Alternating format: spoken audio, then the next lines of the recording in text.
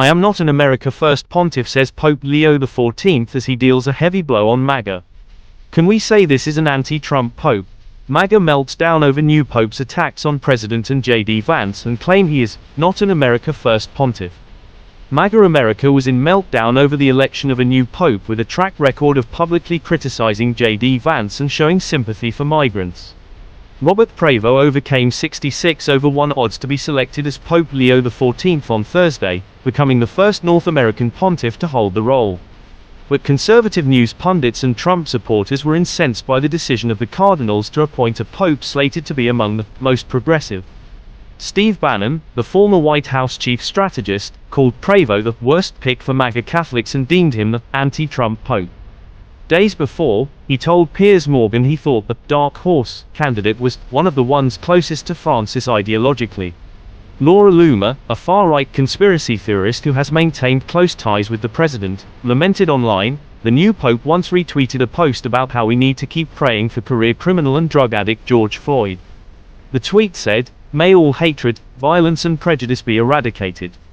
What prejudice? Is that another way to spell fentanyl overdose? Marxist pope. He is anti-Trump, anti-MAGA, pro-open borders, and a total Marxist like Pope Francis," she went on, later.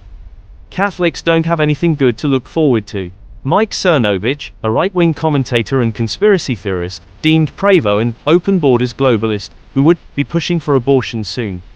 He shared posts from the new pope about gun control and deportations to El Salvador as apparent evidence of Leo's dialectical opposition to MAGA America. Prevost did reportedly vote in the Illinois Republican primaries in 2012, 2014 and 2016. But he has diverged from the new administration on a number of key issues, echoing the late Pope Francis's views on immigration, a topic Francis and Trump clashed over. From his posts on X, the new pontiff is expected to carry on as a counterbalance to Trump, representing 1.4 billion Catholics worldwide, including around 53 million in the US. Podcaster Joey Manorino told 600,000 followers the new pope was a liberal piece of st, sharing Prevost's rebuttal of the vice president's reading of Ordo Amoris, a Christian concept of rightly ordered love, that made waves earlier this year. Vance had said in an interview with Fox News in January, "There is a Christian concept that you love your family and then you love your neighbor, and then you love your community, and then you love your fellow citizens, and then, after that, prioritize the rest of the world." A lot of the far left has completely inverted that. Critics judged that Vance, a Catholic, had misread Thomas Aquinas' idea of the order of love, accusing him of using the concept to support political ideology. Prevost joined in the backlash, writing on X in early February, "JD Vance is wrong. Jesus doesn't ask us to rank our love for others." While Vance, a Catholic, was careful to congratulate the new pontiff, Trump-aligned commentators were less choice with their words. Right-wing commentator Megyn Kelly was at first pleased with the election of an American pope. But she later asked on X whether it was too much to hope that some 20-year-old ran the new pope's X account and he never looked at it.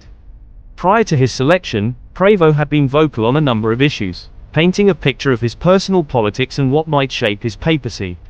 In April, he shared a post from a Catholic commentator who took aim at Trump and the president of El Salvador, Nayib Bukele, for making light of the deportation of Kilmar Abrego Garcia.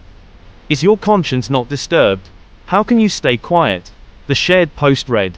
In March 2022, he shared an article from Catholic News, in which the Vatican expressed its willingness to help as a humanitarian crisis emerged with the war in Ukraine.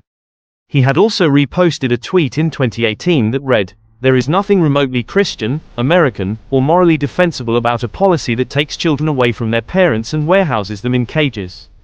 This is being carried out in our name and the shame is on us all."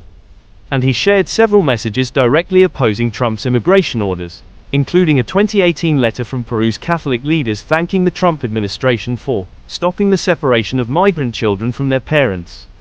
Pope Leo spent the majority of his career in Latin America, even becoming a naturalized citizen of Peru. Cardinal Prevost emerged only in recent days as a contender for the papacy. The tennis-loving cardinal, who is also known as Father Bob, is seen as the least American of the Americans and a silent reformer who would carry on the work of Pope Francis.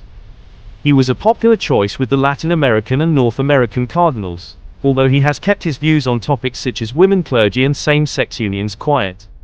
In his first words as Pope Francis's successor, uttered from the loggia of St. Peter's Basilica, Leo said, "Peace be with you," and emphasized a message of peace, dialogue and missionary evangelization. He wore the traditional red cape of the papacy, a cape that Francis had eschewed on his election in 2013. The crowd in St. Peter's Square erupted in cheers when white smoke poured out of the Sistine Chapel on the second day of the conclave. Priests made the sign of the cross and nuns wept as the crowd shouted, "Viva il Papa!" Waving flags from around the world, tens of thousands of people waited to learn who had won and were shocked when an hour later, the senior cardinal deacon appeared on the loggia and said, "Habemus Papam," and announced the winner was Prevost. He spoke to the crowd in Italian and Spanish, but not English, and could this be interpreted more as trying to distance himself from the White House as much as he could? Share your thoughts in the comment section.